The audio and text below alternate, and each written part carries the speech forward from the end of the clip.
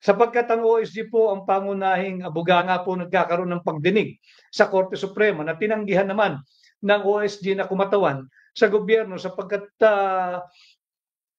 hindi naman po conflict of interest sa tingin ko naglalaban yung kanilang damdamin na ito ang kanilang mariing posisyon, walang jurisdiction ng ICC, and now pagtatanggol nila na kabaliktaran naman na tila may jurisdiction ng ICC. So tumanggi po ang OSG na maging abogado ng gobyerno. Ano ho ang mangyayari dito? Tingnan po natin kung anong remedy ang gagawin both ng Judicial Department at ganun din ng Executive Department sapagkat nanindigan pong mariin ang OSG at ako personally bilang abogado at bilang Pilipino, kahanga-hanga sapagkat yun talagang paninindigan ho yun. Nanindigan sila, walang jurisdiction ng ICC sa Pilipinas, hindi namin kayang pagtanggol yung kasong yan. Maghanap kayo ng ibang abogado o siguro kung sino man ang kakatawan sa gobyerno. But yung far-reaching implication yan, dapat siguro kung tumanggi ang OSG, again, I'd rather not dwell on the merits, pero marami ho kasing nagme-message kanina, ano raw bang dapat gawin na ng Korte Suprema, dapat na bang mag-issue ng writ asking the authorities to produce the body of or the person of Rodrigo Roa Duterte, our former president. Ako, tingin ko, kung umatras mismo yung abogado, sapagkat importante po yung writ of habeas corpus mabigat po yan in the hierarchy ng mga kaso. Pag yan po yung isinampa mo, agad-agad po dapat dinidinig yan. At yan ay dapat dinidinig without any delay sapagkat ang nakataya po dyan ay ang liberty at safety ng tao. Ngayon, kung mag-issue man po ng kautusan ng Korte Suprema at atasan ang mga authorities dito sa Pilipinas na produce the person of President Rodrigo Roa Duterte, alam naman natin lahat. Wala na po tayong jurisdiction ng ating Korte Suprema pagdating dyan sa ICC. But I think it is important na masettle po muna yung isyong yan at makapaglabas nga ng writ. Will the Supreme Court issue the writ anytime soon? Antayin po natin. Mahirap po mag-speculate. And again, it is a live case. Ang atin lamang nagiging usapan dito, yung ating opinion dito sa naging hakbang o naging desisyon o pasya ng Office of the Solicitor General na hindi nila kayang i-represent ang gobyerno sa kasong ito sapagkat ito ay labag sa paulit-ulit na nilang paninindigan na walang jurisdiction ang ICC sa ating bansa. At alam ho ninyo, yung kaso pong ibinibintang kay Pangulong Duterte, nagsimula ng 2011. 2011 to 2019. 2011 to 2016, hindi pa naman po siya ang Pangulo noon Ibig sabihin, kung wala ngang naisampang kaso sa lokal, dito ho sa atin sa Pilipinas, nung siya hindi pa Pangulo, dahil wala talagang kaso. Because it is impossible na hindi mo pakasuhan kung meron kang ebidensya. Kung meron kang complainant, kung meron kang talagang factual basis na malinaw na nagsasabing ito yung krimeng naganap sa araw na ito, sa oras na ito, sa lugar na ito. At wala nga hong nabuong kaso from 2011 to 2016. Ngayon, yung binibintang na kasong naganap between 2016 and 2019, wala pa rin hong kaso dito sa Pilipinas Kaya nga ho yung interview ni Ted Filon sa akin last Friday na meron na raw malapit na base dun sa kanilang na-interview, malapit na raw ma-conclude yung investigation at sasampahan na ng kaso. If that is the case, bakit minadali yung ICC? Kung meron naman palang investigation nagaganap at malapit na raw makabuo ng kaso at makapagsampa ng kaso, hindi ho ba't masyado namang pinaspasan yung pag-turnover sa ICC? Kay Cristo Puy, ano po kinatawan ng OSD attorney? Please, ano po ang kinatawan? Office of the Solicitor General. Yung OSG, Office of the Solicitor General. Ito po yung abogado ng gobyerno. Pagka may mga nadedemanda ho ang gobyerno, yung OSG po ang abogado nito. ito po yung kumakatawan dito. Hindi po yung Department of Justice. Yung Justice Secretary po, yun naman po yung pinuno ng Department of Justice natin. Sila naman yung nangangasiwa ng Office of yung National Prosecution Service. Yung mga kaso na dapat sa isampa laban kung kanino, nandyan po yan sa DOJ. Pero ang chief lawyer ng ating gobyerno ay yung OSG, yung Solicitor General. In this case, si Solicitor General Maynard Guevara.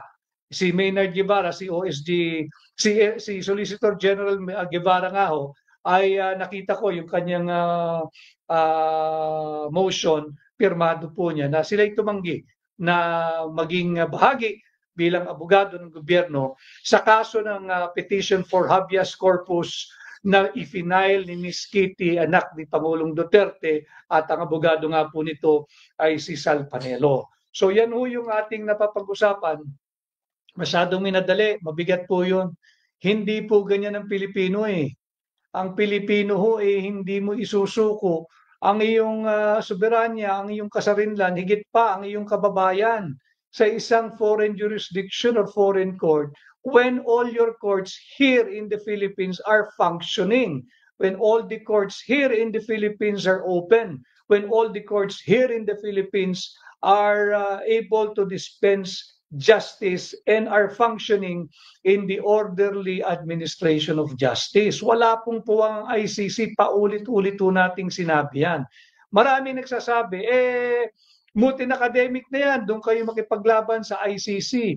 Hindi po mutin academic sapagkat nakakatakot na polisiya po ito, kung ito may polisiya na, sapagkat bakit mo isusuko ang iyong kababayan, ang iyong kapwa Pilipino? Bukas nga yung korte. Ito ba ay pagsasabi na hindi natin kaya na bistahan, litisin at husgahan ang isang Pilipino sa mga krimen o krimen na umano'y naganap dito sa mismong bansa niya? Bakit kinakailangan natin ng dayuhan? Bakit kinakailangan natin ng imported na korte? Bakit kinakailangan natin ng imported na hukom o mahistrado? Ang pagkakaalam ko, magagaling po ang ating mga mahistrado. Madami tayong kaibigang hukom at mahistrado. Marami tayong kaibigan na magagaling na taga-usig ng gobyerno o prosecutor. Marami riyan, marami sila, halos lahat. Kaya talagang nakakalungkot na kinakailangan natin papasukin ang isang foreign jurisdiction para lamang litisin, usigin, bistahan si Pangulong Duterte. And ulitin ko, hindi ganun ang Pilipino eh. Kaya nga katangi-tangi ang Pilipino, tayo ang iilan o baka tayo lang. The way we take care of our old people, our elders, our elderly. Diba? Kaya nga dito, tuwan-tuwa yung marami na dito nagre-retiro dahil dito, primera klase ang pag-aruga natin sa ating mga senior citizens, sa ating mga elderly. Kaya hindi dapat ibinigay yung mag-80 years old na tao na hirap na sa kanyang mobility at physically ay frail na, ibinigay pa doon sa isang foreign jurisdiction. Kaya Cristo Puy, attorney yung BICAM at PhilHealth, ano na po balita?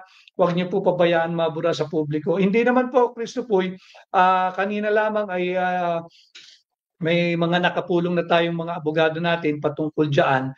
Sila po ay naghahanda para sa gaganaping oral argument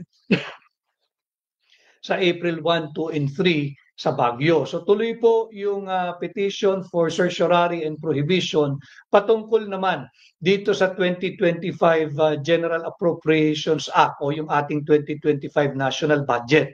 Patuloy po yung kaso dyan, kini-question po yan na sinasabi nga natin ay invalid, illegal, unlawful, and unconstitutional. At yan po ay didinggin sa April 1, 2, and 3 at naghahanda po yung ating mga abogado ng mga petitioners. Hindi lamang po tayo makapagdiskurso ng malalim sapagkat nung unang hearing po ay pinaalalahanan ng kagalang-galang na Korte Suprema lahat ng partido na maging marahan at maging very, very prudent dito sa pagdidiskurso ng anumang bahagi ng kaso sapagkat ito nga ay live case pa rin at magkakaroon nga ng oral argument sa April 1, 2, and 3. So hindi po natin pinababayaan yun. Patuloy po yun, naghahanda po ang ating mga abogado. At kagaya po nun, ang harap po to represent the government ay yung OSG pa rin, yung Office of the Solicitor General. Kagaya po, dito sa kaso ng habeas corpus, ang pagkakaiba lamang ay nag-recuse o masasabi mong nag-inhibit o pinadi-disqualify ng sarili ng OSG ang sarili nila dahil hindi nga po nila makita na ipagtatanggol nila yung isang kaso na nauna na nilang sinabi at pinanindigan na walang jurisdiction ng ICC. Kung titingnan po ninyo, kahanga-hanga at talagang desisyon na base sa prinsipyo sapagkat paano mo nga naman ipagtanggol yung isang kaso na nauna mo nang sinabi na paulit-ulit mo nang sinabi ay walang jurisdiction sa ating bansa, hindi dapat papasukin, hindi dapat bigyang daan, hindi dapat pansinin. Kung merong na-violate na kaso o mga kaso, ang sino mang Pilipino na naganap umano dito sa Pilipinas, dito dapat litisin ang kahit na sinong Pilipino. Ito po ay, ang title natin ay Bring Home Tatay Digong sapagkat yan ang nagiging panawagan at panalangin ng higit na maraming Pilipino. At yan din ho pa rin ang ating magiging titulo sapagkat paulit-ulit tayong mananawagan para marinig ng ICC at marinig ng buong mundo na namali sila doon sa ginawang proseso. Kung yan ay International Criminal Court, international na court pa at sinasabing dyan daw po ay makakakuha ng hustisya, dapat ngayon pa lang simulan na ng ICC. Tingnan ang lahat ng anggulo that led to the arrest and the rendition of President Rodrigo Roa Duterte.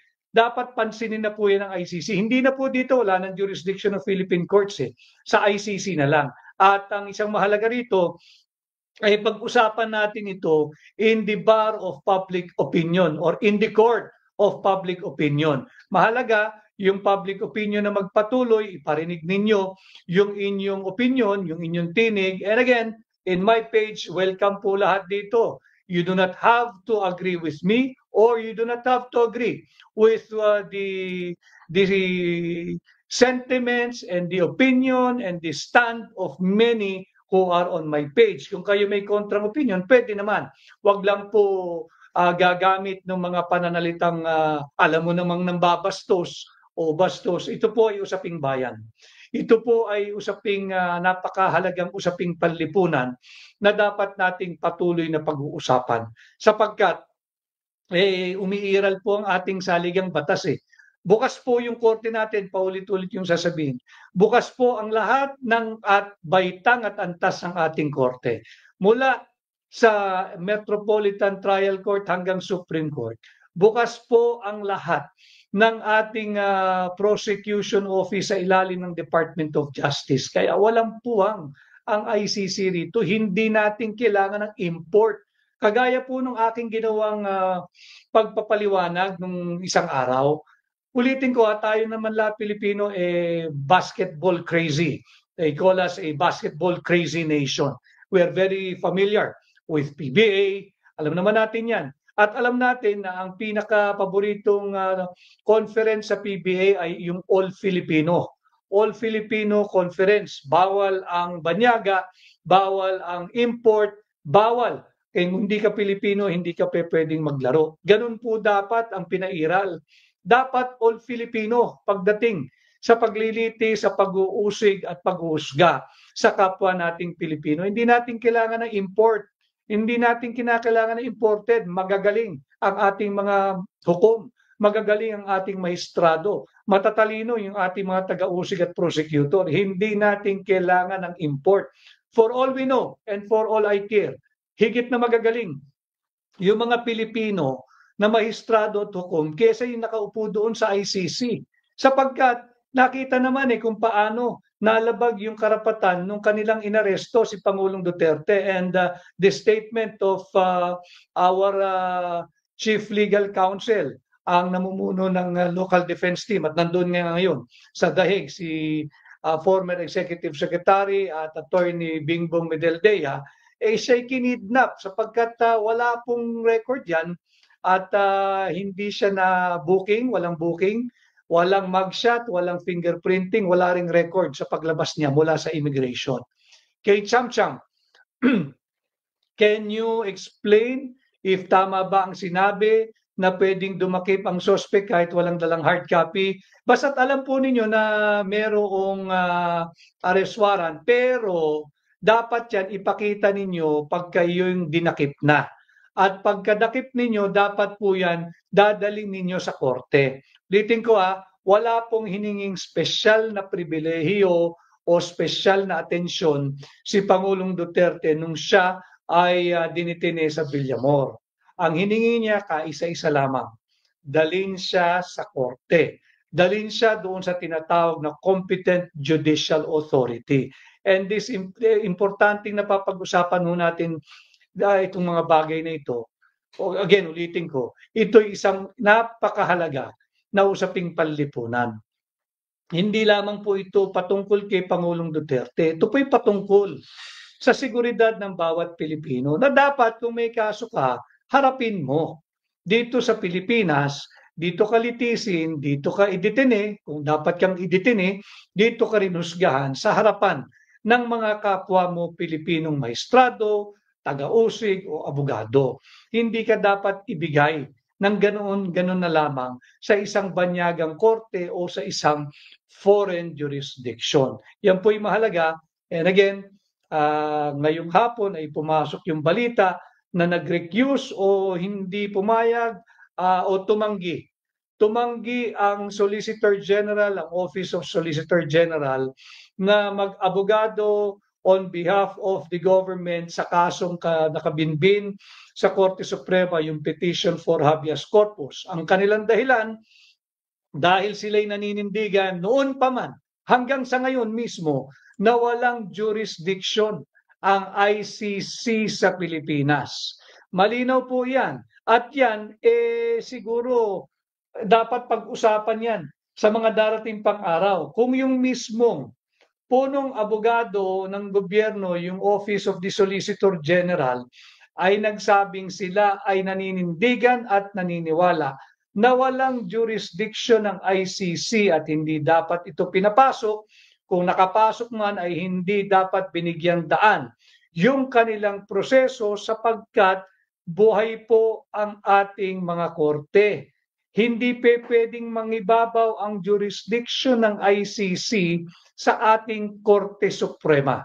Hindi po pwedeng mangibabaw ang kapangyarihan o jurisdiction ng ICC sa ating mga korte. Hindi po sila mas mataas sa ating Korte Suprema. Huwag po kayong masisindak doon sa katagang ICC o International Criminal Court.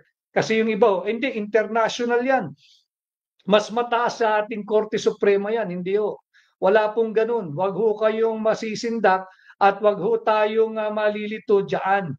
Wala pong kapangyarihan ang ICC sa ating Korte Suprema. In fact, wala pong kapangyarihan ang ICC sa kahit na sinong Pilipinong naririto sa Pilipinas hanggat umiiral ang ating saligang batas, hanggat bukas ang lahat ng antas at baitan ng ating korte, hanggat we are able to dispose and dispense and administer justice to every and for every Filipino dito sa Pilipinas. Wala pong jurisdiction ng ICC, pinatigas lamang yan nitong hapon sa naging desisyon ng Office of the Solicitor General sa kanilang pagtanggi na i-represent o katawanin o ipagtanggol ang gobyerno sa kasong nakabinbin diyan sa Korte Suprema sa habeas corpus sapagkat sila'y nanindigan muli na walang jurisdiction ang ICC sa Pilipinas. At sa mga nagtatanong ho, hindi lamang ho ito first time na naging pahayag ng OSG. Consistent po ang OSG sa kanilang tindig na walang jurisdiction ng ICC then and now. Yung mga malisyoso po o yung nag-i-spin na naman na tila nape-pressure lamang daw ang OSG dahil sa mga kaliwat kanang kilos protestang nagaganap. Hindi ho. Dati na pong paninindigan ng OSG yan na walang jurisdiction ang ICC sa ating bansa.